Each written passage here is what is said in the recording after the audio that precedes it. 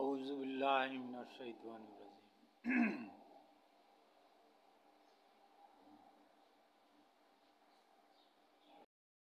বিসমিল্লাহির রহমানির রহিম। সম্মানিত বন্ধুগণ, আমি আপনাদের সম্মুখে যে আমাদের জাতীয় বর্তমান সংকটময় জীবন, তার প্রেক্ষিতে অনেকগুলি ভিডিও আমি তৈরি করেছি। আমি আমার চ্যানেলে সেগুলি আপলোড করেছি। গত 2 দিন আগে আমি পারিবারিক সমাজ কাঠামো গঠনের উপরে যেই ভিডিওটি আপনাদের সম্মুখে উপস্থাপন করেছি, তার ধারাবাহিকতায় আজকের এই অংশটুকু আপনাদের জন্য উপস্থাপন করতে যাচ্ছি। আমি দেখেন কম্পিউটারের পর্দাতে আমার যে লেখা, অর্থাৎ পারিবারিক সমাজ কাঠামোর ব্যাপারে আমার বা আমি ব্যক্তি আলামিনের যেই গবেষণা প্রতিষ্ঠানের একটা প্রাতিষ্ঠানিক নাম আছে, যা দেখাচ্ছি সেটা হলো এসএস রিসার্চ পরিবার বাংলাদেশ। এই ব্যানারে আমি আমার গবেষণার সমস্ত তথ্য লিখি এবং সেগুলি সংরক্ষণ করি। সম্মানিত বন্ধুগণ, এখানে এই যে দেখেন প্রথম হেডলাইনের যা আছে, দেশের 18 কোটি মানুষের শান্তি নিরাপত্তার জন্য প্রয়োজন ন্যায় বিচার এবং ন্যায় বিচারের জন্য প্রয়োজন পারিবারিক সমাজ কাঠামো। এর উপরে বক্তব্য একটি আমি দিয়েছি, যা আপনাদেরকে শোনালাম। আর আজকে এর ধারাবাহিকতা, এই বিষয়েরই ধারাবাহিকতায় আরেকটি ভিডিও আমি আপনাদের সম্মুখে রাখতে যাচ্ছি। আর সেই ভিডিওর আজকের হেডলাইন হচ্ছে মূলত এটার দ্বিতীয় পাতাতে থাকছে নির্বাচিত নির্দলীয় পারিবারিক সমাজ কাঠামোর পথ চলা কেমন হবে, হতে হবে। বিষয়টা আজকের আলোচ্য বিষয়টা হলো এই বিষয়। আর এই বিষয়ের উপরে আমি এখানে এই যে দ্বিতীয় পাতাতে যা লিখেছি, সেই লিখিত অংশটুকু কিছু কিছু আমি আপনাদেরকে শোনাবো, পড়ব, সাথে আমি আমার বিষয়গুলিকে আরো বিস্তারিত বোঝানোর জন্য আপনাদের সম্মুখে ব্যাখ্যা করব।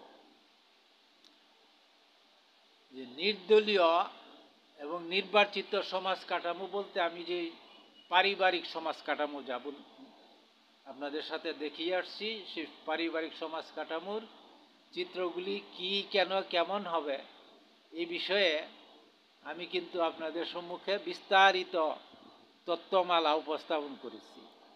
সেই তত্ত্বমালার এক একটা চিত্র আছে। এই যে দেখেন, এখানে পারিবারিক সমাজ কাঠামো দেখানো আছে। পারিবারিক সমাজ কাঠামোর চিত্র, অর্থাৎ মসজিদ কেন্দ্রিক পারিবারিক সমাজ কাঠামো কি হবে, কেমন হবে, এটা আমি কিন্তু আগের বক্তব্যে ব্যাখ্যা করেছি। এবং এই ব্যাখ্যার সাথে এখানে আজকে শুধু একটু ছোট্ট অংশ যোগ করব এটার সাথে, তারপরে আমি আমার মূল বক্তব্যে যাব। যে দেখেন, এই পারিবারিক সমাজ কাঠামোর সাথে যুক্ত, এই যে এখান থেকে এরু লাইন করে বলা আছে বয়সভিত্তিক কিছু কাঠামো ভিতরে, অর্থাৎ পারিবারিক সমাজ কাঠামোর ভিতরে বয়সভিত্তিক কিছু কাঠামো থাকবে। সেগুলি হলো এই যে এখানে বলা আছে যে 7 থেকে 14 বছর, আবার 15 থেকে 25 বছর, 25 থেকে 40 বছর, এরকম সমাজ কাঠামো, অর্থাৎ Ismail brigade, Ismail command, Ismail council. এর পরবর্তীটা হলো ইসমাইল কমান্ড, অর্থাৎ যারা নাকি বয়োজ্যেষ্ঠ। আর নারীদেরটা হলো হাজারা কাউন্সিল। আর একবারে 7 বছরের যে শিশু, তাদেরটা হচ্ছে হাজারা কাউন্সিলের অধীন থাকবে ইসমাইল হাউস।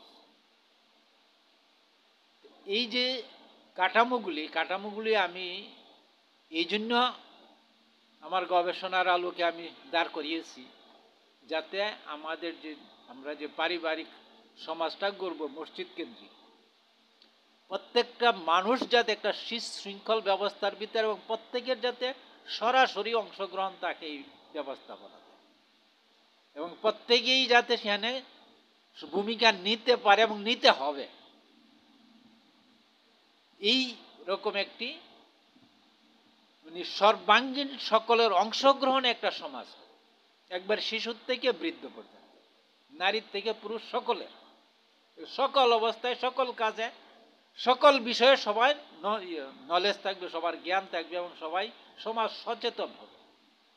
এই বিষয়টাকে আমি খুব পরিকল্পিতভাবে গবেষণার আলোকে মোহাম্মদ মুহাম্মদ ইসলামের মদিনার জীবনের কর্মতত্ত্বের ভিত্তিতে গবেষণা করে আমি এটিকে দাঁড় করিয়েছি।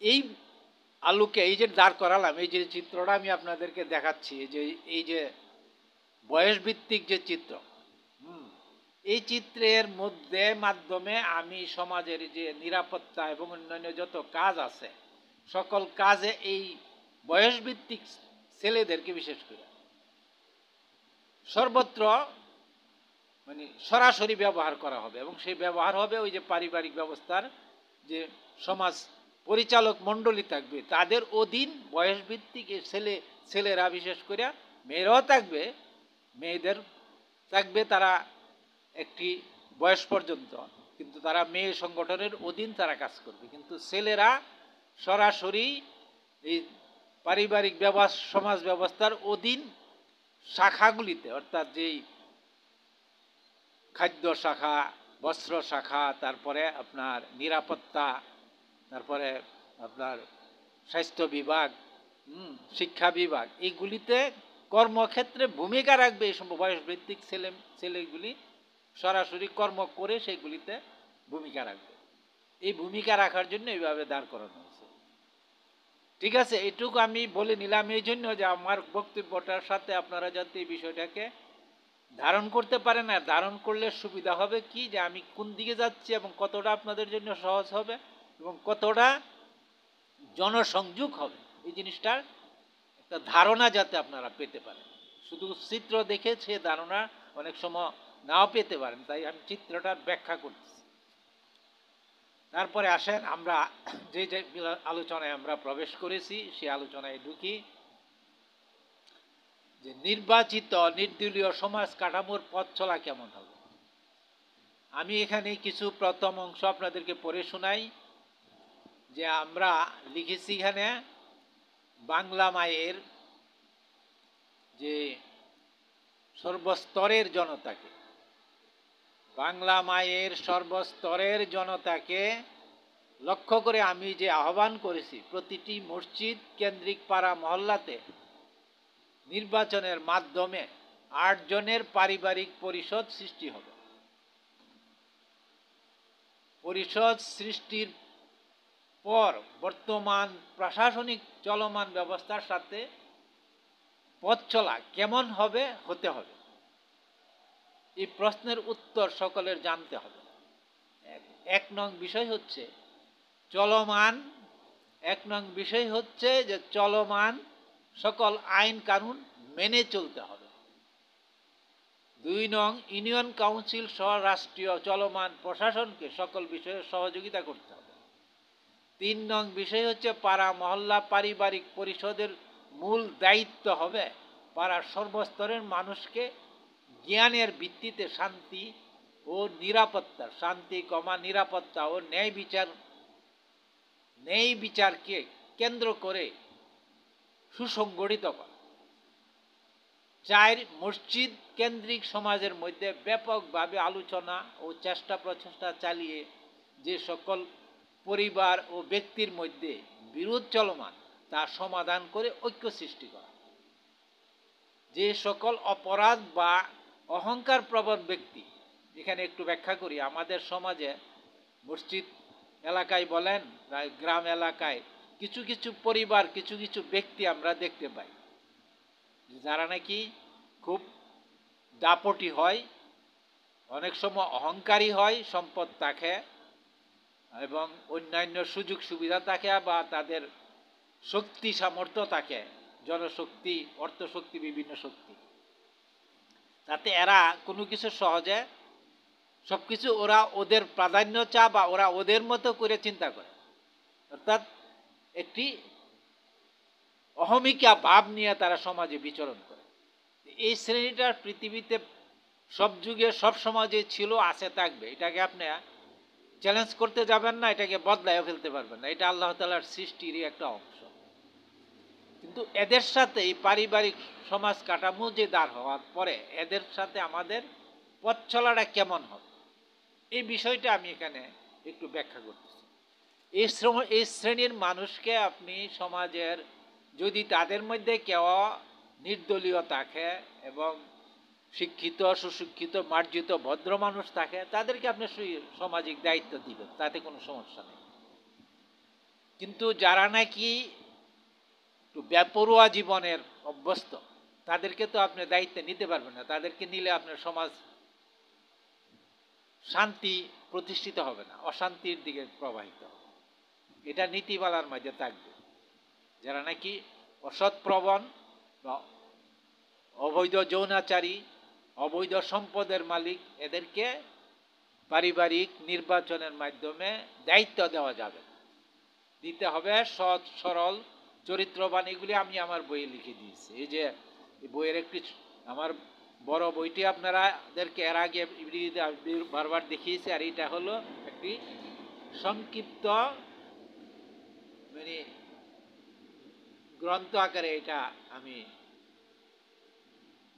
তৈরি করেছি, মানে একটি শর্ট গ্রন্থ, যেটা নাকি শুধু নির্বাচন এবং ব্যবস্থাপনা সময়ে সমাজের জরুরি অংশগুলি এটাতে লেখা হয়েছে। আর মূল গ্রন্থ যেটা, এই যে মূল গ্রন্থ পরিবর্তন, এই গ্রন্থ বহু ব্যাপক। এটা হলো শুধু 100 পৃষ্ঠা, আর এটা হলো 6 থেকে 700 পৃষ্ঠা। এর মধ্যে সমস্ত ব্যাখ্যা বিশ্লেষণ, বহুমাত্রিক আলোচনা, যুক্তি তর্ক আছে। আর এটার মধ্যে সংক্ষিপ্ত ব্যবস্থাপনাটার উপরে কিছু বিধি বিধান এবং সামাজিক কর্মকাঠামোর ব্যাখ্যা দেওয়া আছে।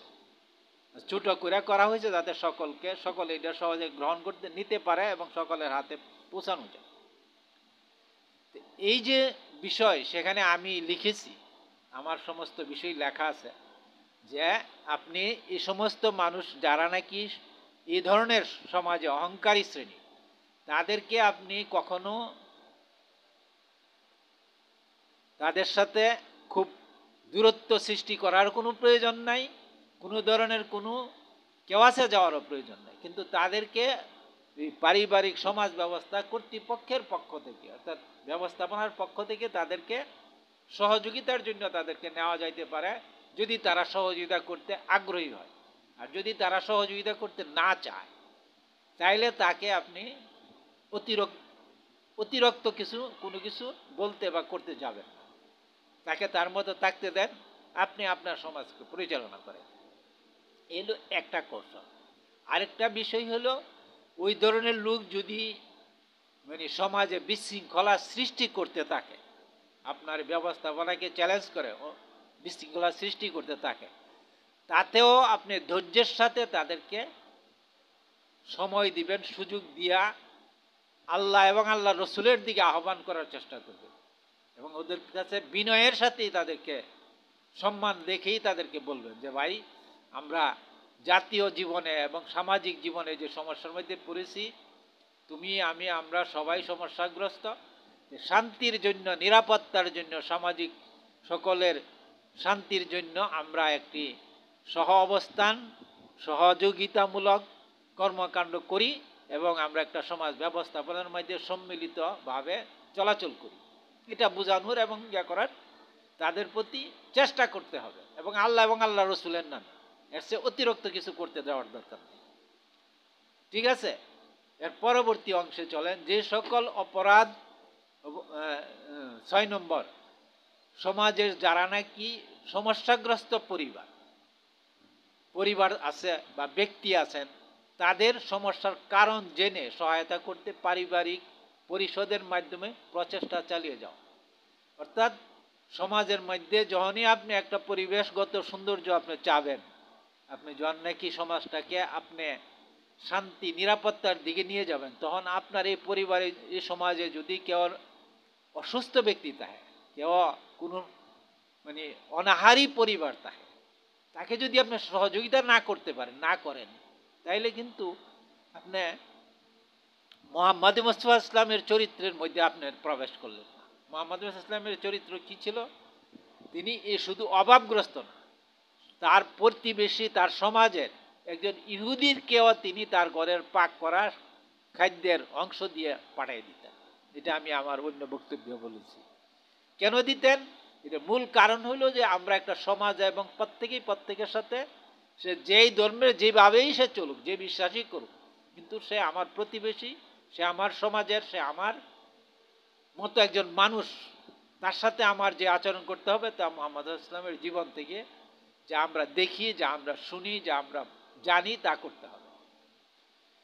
তারপরে আছেন, এখানে লিখেছি 7 নম্বরে, সর্বাধিক গুরুত্ব দিয়ে প্রতিদিন মসজিদে আসর বা এশার নামাজের পর কিছু সময় আলোচনা করা, সামাজিক সমস্যা শান্তিপূর্ণ সমাধানের কৌশল বিষয় নিয়ে মুহাম্মদ ইসলামের মদিনার জীবনের অনুকরণ। অর্থাৎ আমরা যখনই একটা পারিবারিক পরিমণ্ডলে প্রবেশ করব, তখন আমাদেরকে এই জিনিসটাকে করে, আমি নিজে ঘরে বসে থাকলাম, কেউ মানে সমস্যায় পড়লে আমার কাছে আসবে, বা আমি কোনোদিন কিছু করার প্রয়োজন মনে করলে করব, যদি এরকম হয় তাইলে তো আর আপনার এই সমাজ কিছুই লাভ হবে না। আপনার এই পারিবারিক নির্বাচন এবং পারিবারিক সমাজ কাঠামো এবং প্রশাসন তৈরি করে, অর্থাৎ সামাজিক পরিবার তৈরি করে আপনাকে এই পরিবারে, আপনি যেমন আপনার একজন ব্যক্তি, যেমন তার পরিবারের, তার সদস্যদের সকলের সকল বিষয়ে প্রতিদিন, প্রতি সকাল সন্ধ্যা, রাত, সকল অবস্থাতেই সকল বিষয়ের খোঁজখবর রাখেন, যোগান দেন এবং পরিচর্যা, পরিমণ্ডল সমস্ত কিছু মানে পরিচ্ছন্ন রাখার চেষ্টা করেন। ঠিক এমনিভাবে এই পারিবারিক যারা নাকি দায়িত্বশীল হবে, যারা নির্বাচিত হবে, তাদের সকলের এই ব্যবস্থাপনার মাধ্যমে সকল পাড়াটাকে ওইভাবে তার একটা ব্যক্তি পরিবারের মতো সকল বিষয়ের তথ্য জানতে হবে, শুনতে হবে, বুঝতে হবে, তাদের সকল অনুযোগ অভিযোগ শোনার জন্য এবং সেই ব্যবহারে কার্যকরী ব্যবস্থা নেওয়ার জন্য প্রতিদিন, যেমন আসর নামাজের পর মুহাম্মদ ইসলাম বিপরীত দিকে হয়ে বসতেন মসজিদের ঘর। এটা একটা বড় সাইন যে এই সময়ে যারা নামাজি তো সবাই, এই পরিবারে তো সবাই নামাজে এসে যাবে, তখন সেখানে একটা পরামর্শ, আলোচনা, পর্যালোচনা করার যে একটা রূপ, এটা কিন্তু এই নামাজের, এই আসর নামাজে, সকল নামাজে কিন্তু বিপরীত দিকে বসা হয় না। আসর নামাজে আর বিশেষ করে ফজর নামাজেও তিনি বসতেন এবং অন্যান্য আলোচনা হতো। আর এশার নামাজের পরে ব্যাপক আলোচনা এবং কর্মকাণ্ড, পরামর্শ সভা, অনেক কিছুই, শিক্ষা দীক্ষা, গবেষণা, ব্যাপক বিষয়ে কাজ হইতে পারে। কিন্তু এই কাজটা আমরা যখন নাকি এই পারিবারিক পরিষদ তৈরি করব, তখন এই 7 নম্বর অনুচ্ছেদ যেটা আমি এখানে যুক্ত করলাম একটা বিষয়, এই বিষয়ে আপনার পাড়া পরিবারের পরিচালক মণ্ডলী তার পাড়ার সকল বিষয়ে এবং করণীয় এবং মুহাম্মদ ইসলামের চারিত্রিক জীবন, কর্মকাণ্ড, আমাদের লক্ষ্য উদ্দেশ্য, এই সমস্ত যখন যে বিষয়ের দিকে আপনার প্রয়োজন মনে করবেন, উপস্থিত বিষয়গুলি যখন যেরকমভাবে আসবে সেগুলির উপর আলোচনা, পর্যালোচনা এবং তথ্য সংগ্রহ করতে হবে, জানতে চাইতে হবে নামাজিদের কাছ থেকে, যে ভাই কার কি সমস্যা আছে, কে কি জানেন বলে যান। এবং যারা উপস্থিত থাকবে তাদের মধ্যে থেকে কাউকে কাউকে দায়িত্ব দিতে হবে এবং ওই দায়িত্বশীলদের মধ্যে যারা দায়িত্ব আমরা দিয়ে রাখছি নির্বাচনের মধ্যে, তাদের নেতৃত্বে সেই সমস্যাগুলির সমাধানের কর্মকাণ্ড করতে হবে। বন্ধুগণ, বিষয়টি খুব সহজ, কিন্তু এগুলি আলোচনা, পর্যালোচনার মাধ্যমে আমরা আমাদের যে জীবন কাঠামো যেটা আমরা ধারণ করতে চাই, সেদিকে আমরা প্রবাহিত হইতে পারব, এছাড়া কিন্তু সম্ভব না। এরপরে আসেন এর নিচের দিকে আমি যাই। আমি যে বক্তব্য লিখেছি সেই বক্তব্যের ব্যাখ্যাই তো আমি শুরু করেছি। দেখেন, এখানে লেখা আছে পারিবারিক সমাজ কাঠামোর 2য় অধ্যায় আরম্ভ হবে তানা বা টানা ড্যাশ অর্থাৎ অবলিক স্থানীয় পারিবারিক পরিষদ নির্বাচন করার মাধ্যমে। অর্থাৎ আমরা যখন পাড়া মহল্লা পরিবার সর্বত্র গঠন করব, একটা থানা এলাকার সবগুলি মসজিদ বা অধিকাংশ মসজিদগুলিতে 70% 80% মসজিদেই যদি হয়ে যায়, নির্বাচন হয়ে যায়, নির্বাচিত পারিবারিক পরিষদ তৈরি হয়ে যায়, তাদেরকে নিয়ে আমরা থানা এলাকাতে, অর্থাৎ যেখানে আমাদের দ্বিতীয় অধ্যায়ে প্রবেশ করতে হবে। এই যে দ্বিতীয় অধ্যায়, এই যে এটা, এই যে দ্বিতীয় চিত্র দেখেন, আমি এখানে ধারণ করেছি। দ্বিতীয় চিত্রটা দেখতে পাচ্ছেন, আমি আপনাদেরকে দেখাচ্ছি। এই যে দ্বিতীয় চিত্র, এই দ্বিতীয় চিত্র অনুসারে এখানে থানা বা স্থানীয় পরিবার অর্থাৎ সকল পাড়া মহল্লার থেকে সবাই নির্বাচিতগণ একত্রিত হয়ে, নির্বাচিত সদস্যগণ একত্রিত হয়ে এখানে স্থানীয় পরিবার নির্বাচন করে একটি পরিষদ গঠন করতেন। এই যে পরিষদগুলি ওই রকম, পাড়া মহল্লার যতগুলি দপ্তর আছে ঠিক স্থানীয় পরিবারে এতগুলি দপ্তরই থাকবে। এই দপ্তর যখন নাকি সৃষ্টি হয়ে যাবে, বা এই পাড়া পরিবার থেকে যখন আমি স্থানীয় পরিবার সৃষ্টি করে ফেলব, তখন আমাদের পরিসর বা কাজের পরিব্যাপ্তি কিন্তু অনেক বেড়ে যাবে। তখন কি করতে হবে? এই যে দেখেন, তখন আমার এখানে যে আমি আলোচনাটা আপনাদের জন্য রেখেছি, যে পারিবারিক সমাজ কাঠামোর দ্বিতীয় অধ্যায় আরম্ভ হওয়ার পর নির্বাচিত স্থানীয় পরিষদের ব্যবস্থাপনার অধীন চলে আসবে চলমান প্রশাসনিক কাঠামো। একইভাবে পাড়া মহল্লার পরিবারগুলো, অর্থাৎ স্থানীয় পরিবার যখন আমি তৈরি করে ফেললাম, থানা বা স্থানীয় পরিবার, তখন আমার ওই পরিবার বা ওই পরিষদের অধীন হয়ে যাবে সকল স্থানীয় আর সকল পাড়া মহল্লা পরিবারগুলো। একইভাবে বর্তমান যে চলমান প্রশাসনিক কাঠামো আছে, পুলিশ কাঠামো, প্রশাসনিক যে ইউনো, এরপরে অন্যান্য সরকারি যে সমস্ত কর্মকাণ্ডগুলি চলে, সবগুলি এই পাড়া নির্বাচিত সমাজ কাঠামোর অধীন হয়ে যাবে। কিন্তু দেখেন, আমি লিখছি কিন্তু সে নিয়ন্ত্রণ শুধুমাত্র নিরাপত্তা ও শান্তি শৃঙ্খলার বিষয়ে সমাসক্ত। অর্থাৎ নিয়ন্ত্রণে আসবে আমাদের সকল কিছুই, কিন্তু প্রাথমিক অবস্থায় নিয়ন্ত্রণটা আমরা ওই পাড়া পরিবার এবং স্থানীয় পরিবারের কর্মকাণ্ডের সাথে নিয়ন্ত্রিত হবে নিরাপত্তা ও শান্তি শৃঙ্খলা। এটাতে আমরা প্রশাসনকে শুধু সহযোগিতাই করব না, প্রশাসনকে আমরা ওই স্থানীয় পরিবার গাইডলাইন করব যে এই বিষয়ে আমরা আমাদের কাজ এভাবে করতেছি, তোমরা আমাদেরকে সহযোগিতা করো।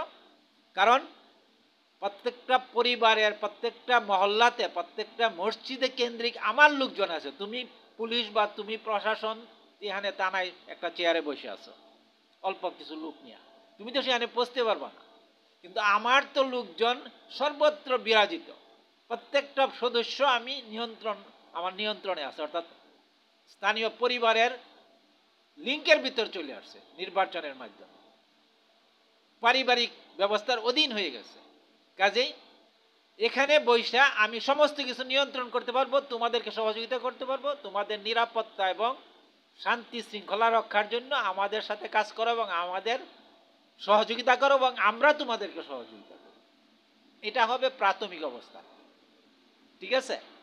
এরপর আসেন, যতক্ষণ নির্বাচিত জাতীয় পরিষদ এটা হওয়ার পরে আর্থিক ব্যবস্থা সহ অন্যান্য সেবাতে স্থানীয় পারিবারিক কর্তৃপক্ষ ততক্ষণ অংশ নিতে পারবে না যতক্ষণ নির্বাচিত জাতীয় পারিবারিক সংসদ সৃষ্টি ও বিধিবিধান তৈরি সম্পূর্ণ হবে না।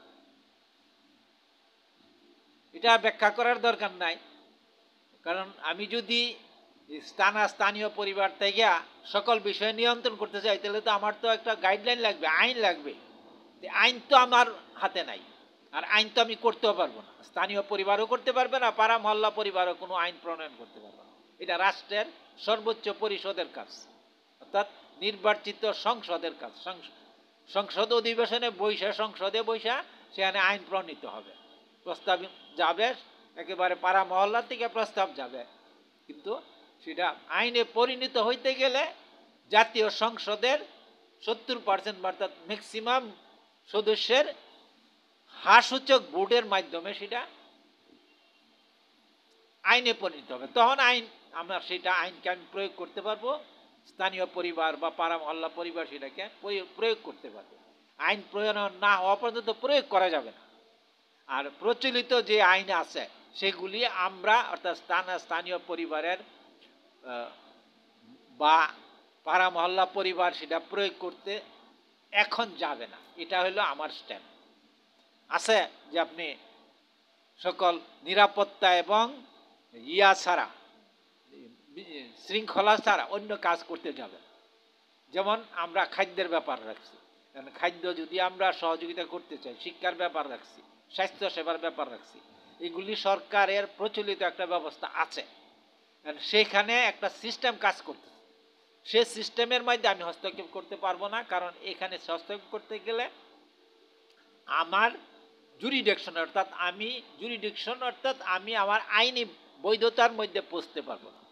আর আইনি বৈধতা যখন আমি পৌঁছতে পারবো তখন সবটাই আমার নিয়ন্ত্রণে আসবে। আইনি বৈধতা কোথায়?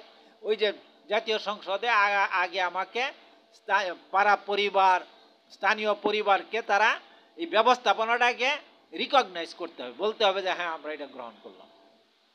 কোথায় বলতে হবে? জাতীয় সংসদে বৈশা সেখানে আইন প্রণয়ন করে সেটা এই ব্যবস্থাপনাটাকে স্বীকৃতি দিতে হবে।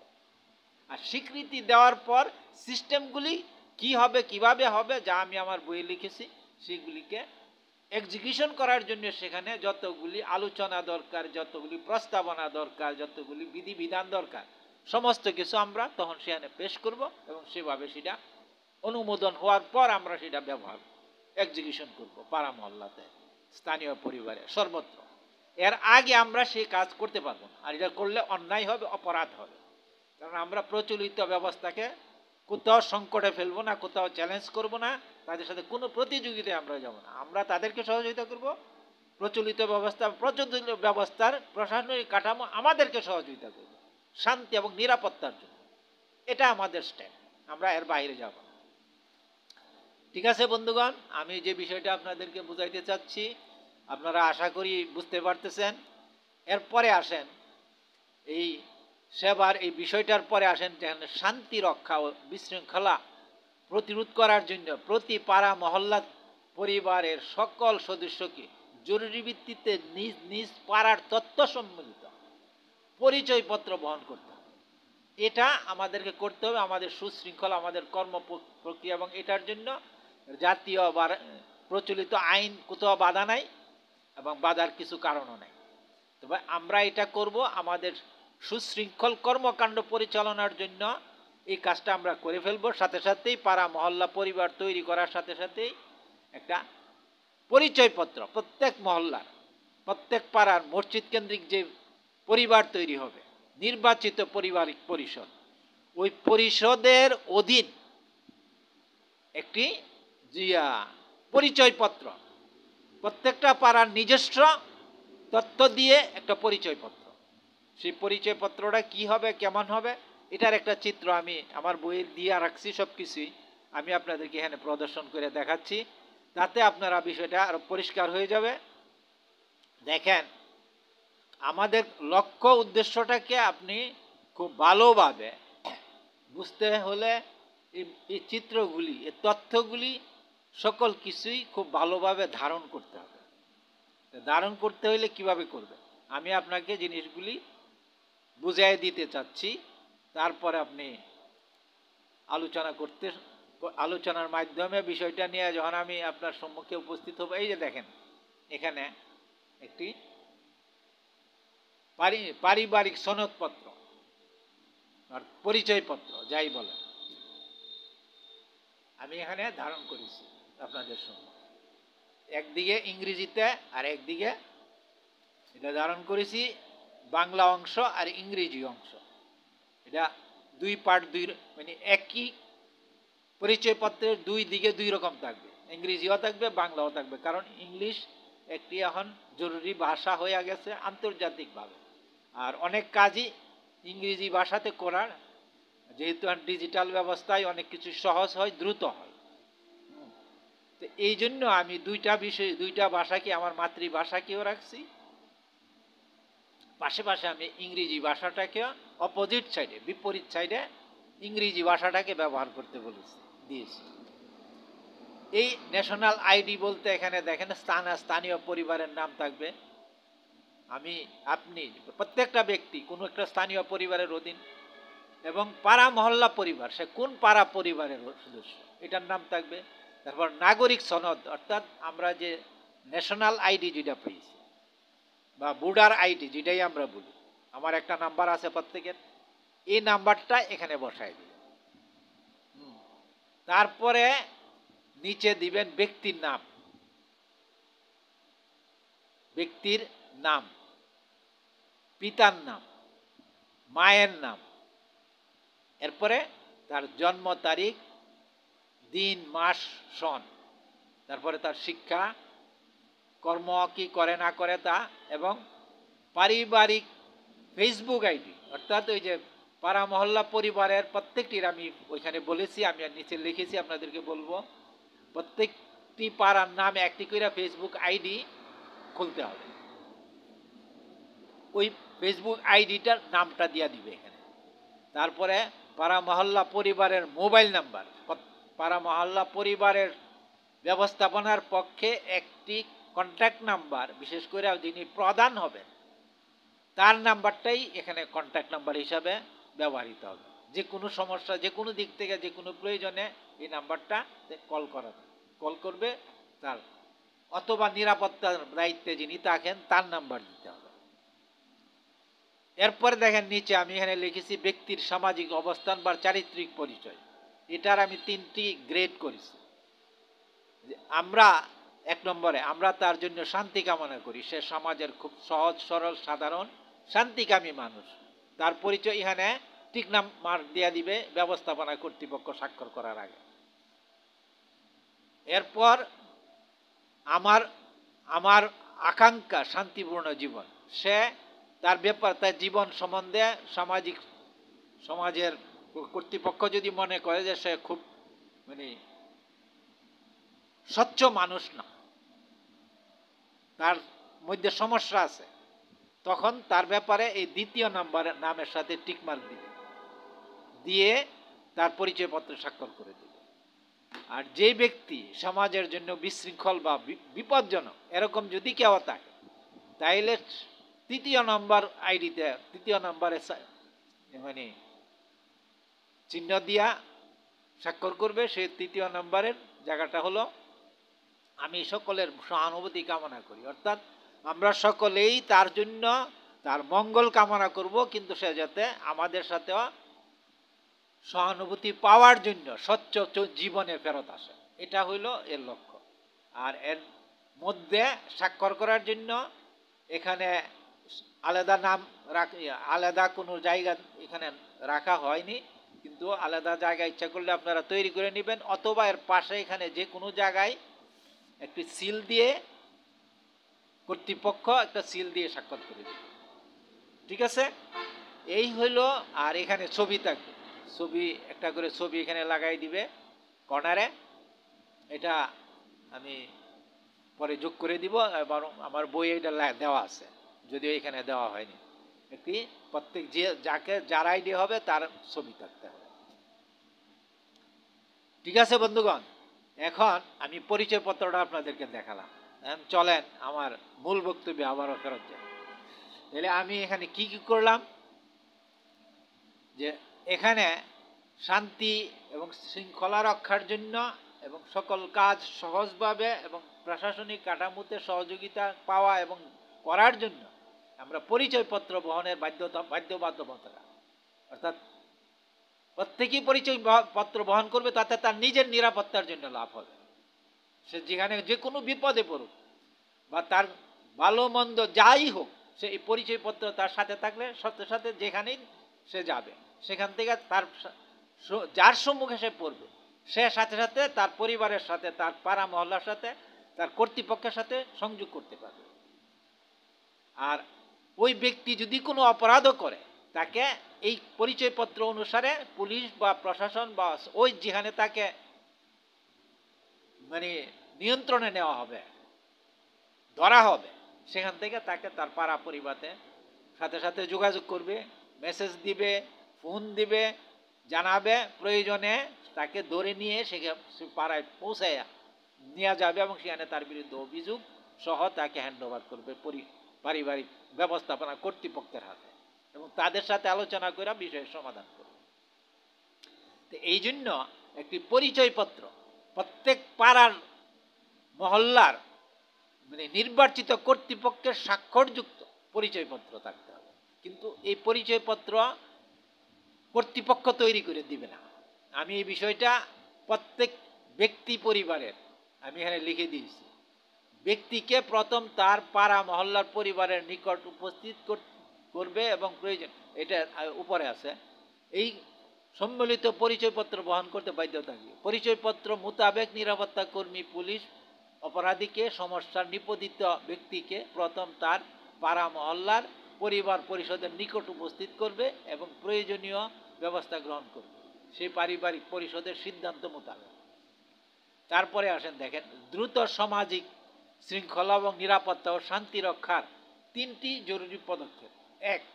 বর্তমান ভোটারগণের মাধ্যমে মসজিদে কেন্দ্রিক পাড়া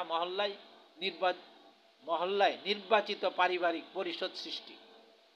2. 7 বছর বয়স থেকে সকল সদস্য পাড়া মহল্লা পরিষদের অনুমোদিত পারিবারিক পরিচয়পত্র বহন। 3. প্রতিটি পাড়া মহল্লার পরিবারের নামে একটি ফেসবুক আইডি ওপেন করে সকল সদস্যের পরিচয় তথ্য আপলোড করো। এটা করলে আপনার সুশৃঙ্খল এবং ডিজিটাল ব্যবস্থায় নিয়ন্ত্রণ এবং দ্রুততম সমস্ত কাজ করার জন্য সহজ হয়ে যাবে।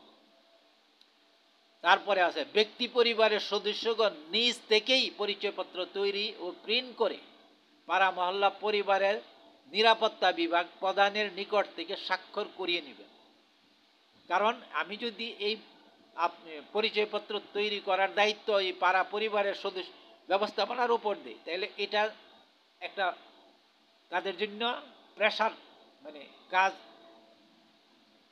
যে কাজটা তাদের উপরে চাপটা যা হবে সেই চাপটা তাদের জন্য কষ্টকর হয়ে যাবে, অথবা তারা সেটা সুষ্ঠুভাবে করতে পারবে না, বা সাধারণ মানুষ সেই সেবাটা বা সে সিস্টেমটা তৈরি করতে দেরি করে ফেলবে।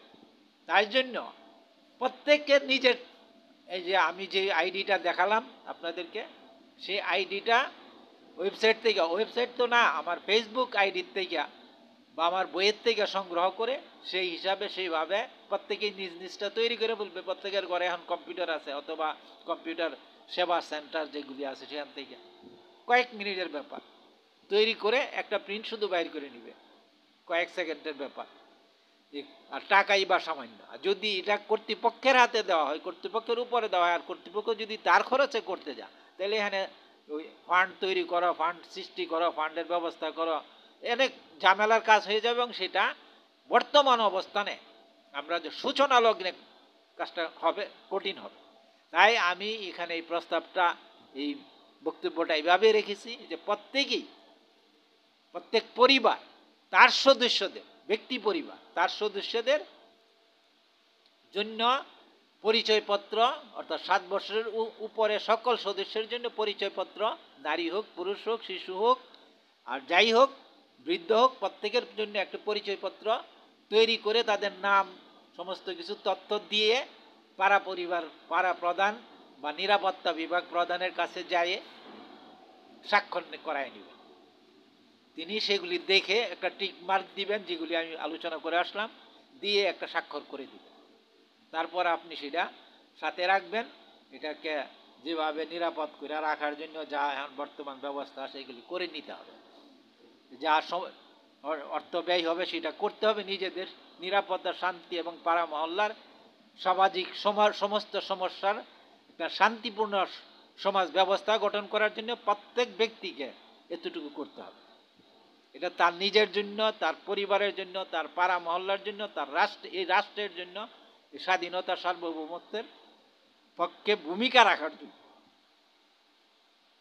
তারপরে আসেন দেখেন, আমি আরও কিছু বক্তব্য এখানে আমার আছে, যে 3 নম্বর যা আমি বলেছি, প্রতিটা পাড়ার পরিবারের নাম ফেসবুক আইডি করতে হবে এবং সেগুলি আপলোড করতে হবে।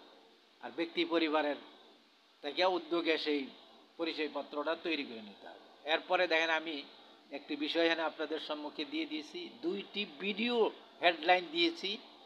এই যে এখানে লেখা আছে 2টি ভিডিওর হেডলাইন, যার মধ্যে প্রবেশ করতে ইউটিউবে ওপেন করে চার্জ দিয়ে সরাসরি প্রবেশ করতে পারবেন। অর্থাৎ আমার এই যে বক্তব্য এখন আমি যা দিলাম, যা চলমান, এই বক্তব্য সর্বত্র সবার কাছে পৌঁছায় দেওয়ার জন্য, এবং এর পূর্বে একটি বক্তব্য দিয়েছি নির্বাচন এবং সমাজ কাঠামোর উপরে।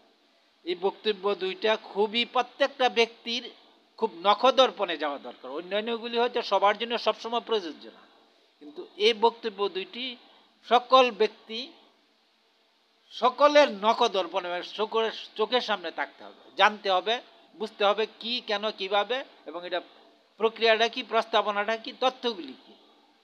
এই জন্য আমি এই 2টা ভিডিওর এই আমার হেডলাইনগুলি লিখে এখানে দিয়ে দিয়েছি, যে এই হেডলাইন লিখে ইউটিউবের ঢুকে আপনি চার্জ অপশনে যায়, এই হেডলাইনটা লিখে চার্জ দেওয়ার সাথে সাথে এই বক্তব্যটা চলে আসবে।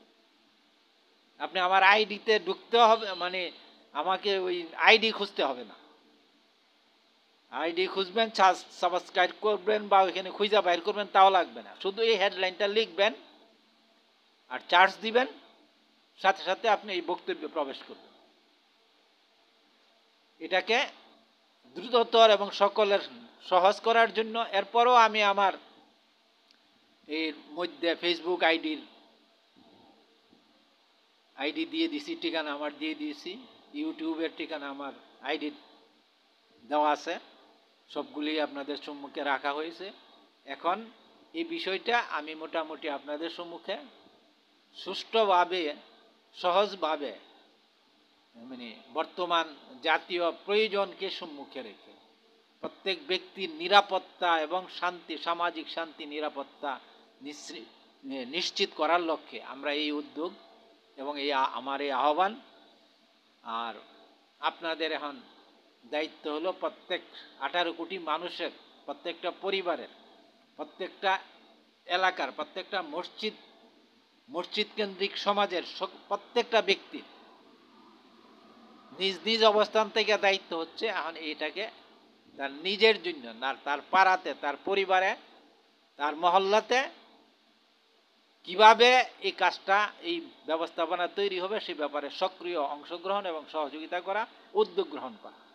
কারণ আমি তো আর প্রত্যেক পাড়ায় পৌঁছতে পারবো না, প্রত্যেক মহল্লায় আমি যাইতে পারবো না, আমি একজন মানুষ। আর এটা আমি যাওয়ার প্রয়োজন এখানে কিছু নেই। বিষয়গুলি এখানে ব্যাখ্যা করা হয়েছে, আর ব্যাখ্যা করার বিষয়গুলি আমি বিস্তারিত তথ্য আকারে আমার ফেসবুকে, আমার ইউটিউব আইডিতে আমি ক্রমান্বয়ে দিচ্ছি, এবং সেখানে আপনারা জানতে চাইতে পারেন, প্রশ্ন করতে পারবেন। প্রশ্নের জবাব বা সমাধান আমি আপনাদেরকে দিতে পারবো। আমার ফেসবুক আইডি যেমন আছে, ফোন নাম্বার দেওয়া আছে, সব কিছুই দেওয়া আছে। এখানে আরও 2-1টা বিষয় আমি এর আগে 2 দিন আগে যেগুলি দিয়েছি সেগুলির একটা তথ্য আমি আপনাদেরকে আরও দিয়ে রাখি। এই যে দেখেন, এখানে একটা বিষয় আমি দিয়েছি, সেই বিষয়টা আপনাদেরকে ওপেন করে দেখাচ্ছি। সেটারও আমি আমার বক্তব্য, এর পূর্ব বক্তব্যগুলির মধ্যে আছে। আপনার ফেসবুক, মানে ইউটিউব চ্যানেল, আমার চ্যানেলে